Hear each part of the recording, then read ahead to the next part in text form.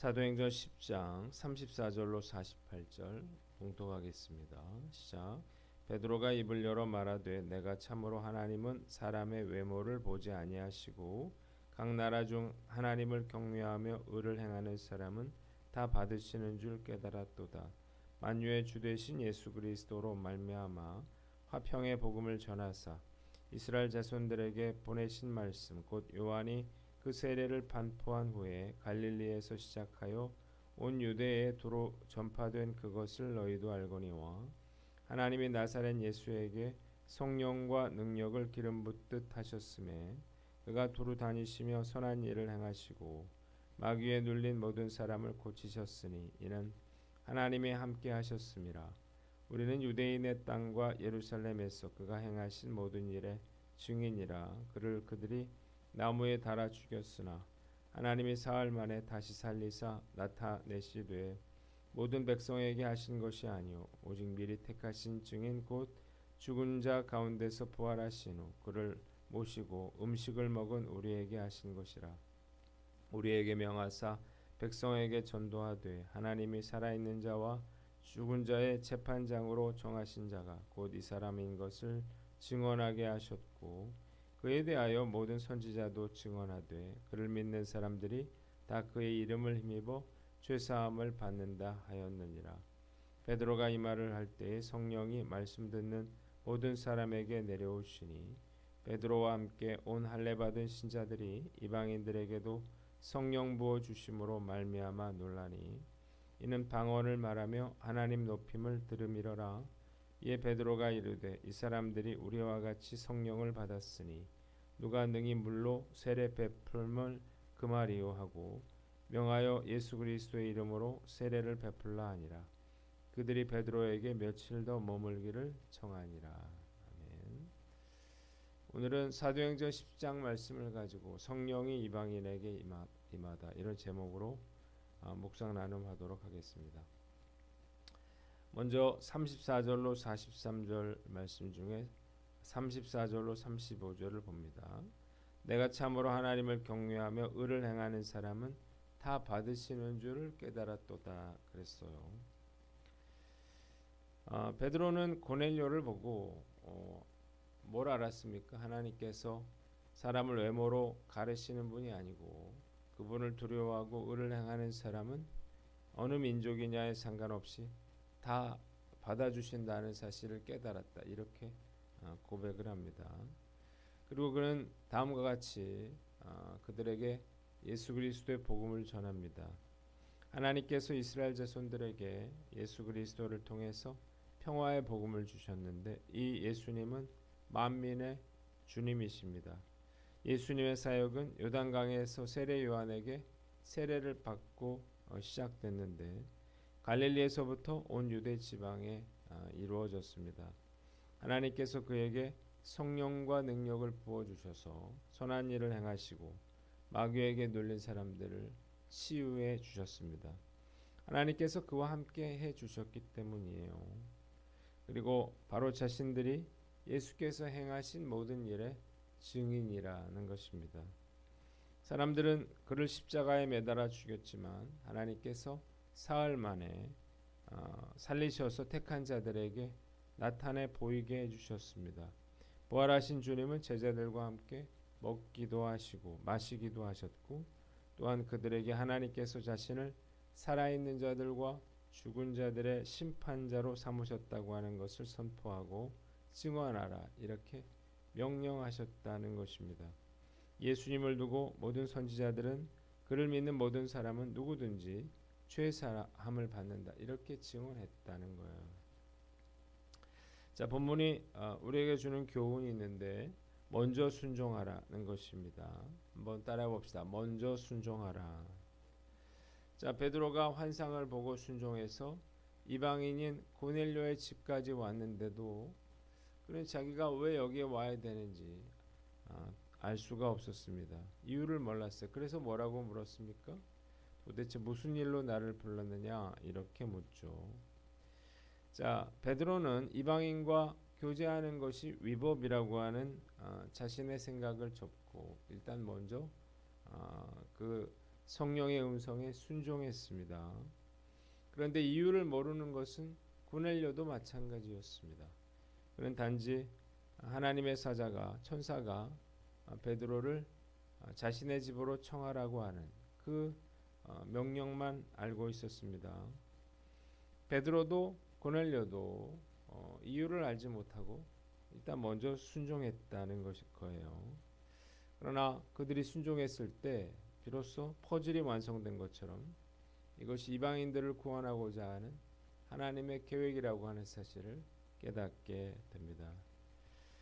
하나님께서 그를 경외하는 사람이라면 민족과 혈통에 상관없이 구원하시기로 작정하셨다고 하는 사실을 그가 깨닫게 된 거예요. 이들의 먼저 순종을 통해서 이방인들을 위한 구원의 역사가 시작되었습니다. 하나님께서 인도하시는 길을 우리가 절대로 다 알 수가 없습니다. 누가 그 하나님의 섭리와 계획을 알 수 있나요? 그렇기 때문에 우리가 왜라고 묻기 전에 먼저 순종할 줄 알아야 하는 거예요. 순종할 때 비로소 퍼즐이 맞춰지듯이 하나님의 뜻을 우리가 깨닫게 되는 것입니다. 고난과 역경이 있을 때 우리는 불평합니다. 하나님 왜 이런 일이 일어나게 하십니까? 그러나 우리가 그 하나님의 절대 주권을 믿는다면 하나님이 선하게 우리를 인도하심도 믿어야 할 것입니다. 하나님께서 모든 것이 합력하여 선을 이루게 하실 것이기 때문이에요. 이런 이야기가 생각이 납니다. 어떤 젊은이가 작은 배를 타고 항해를 하다가 파도를 만나서 배가 파손됐어요. 나무 조각에 의지해서 생명을 연명하다가 무인도에 도착했습니다. 사람도 없고 막막했어요. 그는 기도하면서 살 길을 달라고 그렇게 하나님께 간절히 기도했습니다. 그런데 시간이 지나도 그를 구해주는 사람이 없었어요. 그리고 계절이 바뀌면서 추워지기 시작했습니다. 그래서 갈대로 집을 짓고 불을 지피고 고기를 잡고 그렇게 연명하기 시작했습니다. 그런데 하필 모아둔 불씨가 집 갈대에 그렇게 불이 붙고 말았습니다. 연기가 하늘 높이 올라가면서 그 갈대집이 다 타버렸습니다. 젊은이는 하나님께 불평과 원망이 나오려고 했지만 하나님의 절대 주권을 믿고 자신을 구해 주시기를 기도했어요. 그런데 멀리서 배 한 척이 다가왔습니다. 결국 이 젊은이가 구조됐는데 선장에게 물었습니다. 도대체 내가 무인도에 있는 줄 어떻게 알았습니까? 그러자 선장이 이야기하기를 연기가 난 것을 보고 알았습니다. 그렇게 말했다는 거예요. 자, 우리가 기도 제목이 응답되지 않을 수가 있습니다. 우리가 전혀 예상하지 못했던 그러한 어려운 일을 당할 수도 있습니다. 그러나 우리가 그렇다고 해서 낙심해서는 안 될 거예요. 언젠가는 하나님께서 그렇게 행하신 그 이유를 우리가 깨달을 때가 오기 때문이에요. 그래서 우리가 먼저 하나님께 순종하는 게 중요하다, 이렇게 말씀드리는 것입니다. 우리는 우리가 원하는 대로 사는 사람이 아니라 하나님의 계획대로 사는 사람이라는 사실을 믿으시기를 바랍니다. 인생을 돌아보니까 정말 이해되지 않는 일에 순종했을 때 놀라운 하나님의 역사가 일어났던 일들이 참 많았구나, 그런 생각이 듭니다. 자, 베드로와 고넬료의 먼저 순종을 통해서 복음이 이방인들에게 전해지는 놀라운 하나님의 역사가 이루어졌습니다. 늘 기도하면서 먼저 순종함으로 하나님의 일에 쓰임받는 저와 여러분들 되시기를 주님의 이름으로 축원합니다.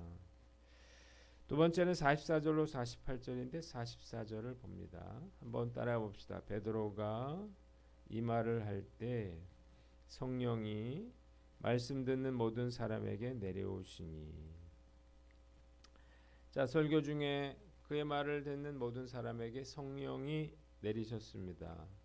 베드로와 함께 왔던 유대인 그리스도인들은 이방인들에게도 동일하게 유대인들처럼 그렇게 성령이 임하고 그래서 방언을 말하고 하나님을 높이 찬양하는 걸 보고 깜짝 놀랐습니다. 이때 베드로는 이방인인 그들도 성령을 받았는데 누가 그들에게 세례를 주는 일을 막을 수 있겠느냐 하면서 그들에게 세례를 줍니다. 한번 따라해 봅시다. 성령 세례를 사모하라. 자, 말씀 묵상하면서 고넬료와 무리들에게 하나님께서 성령의 은혜를 부어주신 이유가 뭔가 우리가 한번 생각해 봅니다. 물론 가장 큰 이유는 이방인들을 구원하기 위한 그런 하나님의 계획 때문이죠. 이방 선교가 하나님의 뜻이라고 한 사실을 확증시키기 위해서 그래서 그들에게 성령 세례를 부어주신 것입니다. 그러나 우리가 간과하지 말아야 할 것은 이들이 하나님의 말씀을 사모하며 베드로를 기다렸다는 거예요. 33절 보니까 뭐라고 됐습니까? 내가 곧 당신에게 사람을 보내었더니 오셨으니 잘하였나이다. 이제 우리는 주께서 당신에게 명하신 모든 것을 듣고자 하여 다 하나님 앞에 있나이다. 그렇게 말을 했습니다. 고넬료와 그 친구들은 누구보다 하나님을 경외하는 사람들이었고 또 누구보다 그 하나님의 은혜를 사모하는 자들이었습니다. 그래서 하나님께서 그들의 간절한 바람대로 성령의 역사를 일으켜 주신 것입니다. 그들은 이방인으로서 성령 체험을 한 역사상 최초의 사람들이 되었습니다. 하나님의 이런 역사하심은 고넬료처럼 간절히 은혜를 바라고 사모하는 자들에게 일어난다는 사실을 우리가 알아야 하는 거예요. 성령은 갈급한 자, 사모하는 자에게 주신다는 사실을 믿으시기를 바랍니다. 자, 절대 배부른 돼지와 같은 그런 자들에게 오시지 않습니다. 지금 한국 교회는 고넬료가 가졌던 그런 겸손한 마음, 또 성령을 사모하는 마음이 필요하다고 생각합니다.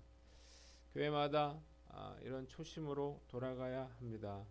간절한 마음으로 성령을 사모하지 않으면 성령의 역사는 점점 사라지고 결국 교회는 텅텅 비게 될 것입니다. 성령의 역사 없이 절대로 교회 부흥은 일어날 수가 없는 것입니다. 저는 1980년대 초반에 신앙생활을 시작했기 때문에 성령 받는 것이 얼마나 중요한 것인가 누구보다 잘 알고 있습니다. 당시에는 어느 교회든 모일 때마다 성령을 강조했습니다. 성령을 사모했습니다. 뜨겁게 기도했어요. 그래서 부흥회를 하면 각 교회마다 성령의 역사가 부어졌고 밀려드는 사람들로 인해서 교회는 발 디딜 틈이 없었습니다. 가슴을 치며 죄를 회개하는 사람들이 있었고요. 성령을 받아 방언으로 기도하는 사람들이 있었습니다. 그래서 은혜를 받은 많은 사람들이 세상의 만족과 평안함을 버리고 사역자로서의 험한 길을 택했는데 정말 좋은 시절이었다 그런 생각이 듭니다. 그런데 2000년대 들어서면서 상황이 달라지기 시작했습니다. 시간이 흐를수록 이런 성령의 충만한 역사가 사라지기 시작했어요. 요즘 아이들은 성령 체험을 한 아이들이 참 드물어요. 그럴 기회가 많지 않기 때문이에요. 어렸을 때부터 교회 나오기는 하지만 방언 기도를 하거나 성령 체험하기가 쉽지 않습니다. 저에게 이 메마른 시대에 정말 이런 성령의 불길을 다시 일으켜야 할 그런 역사적인 책임이 있다.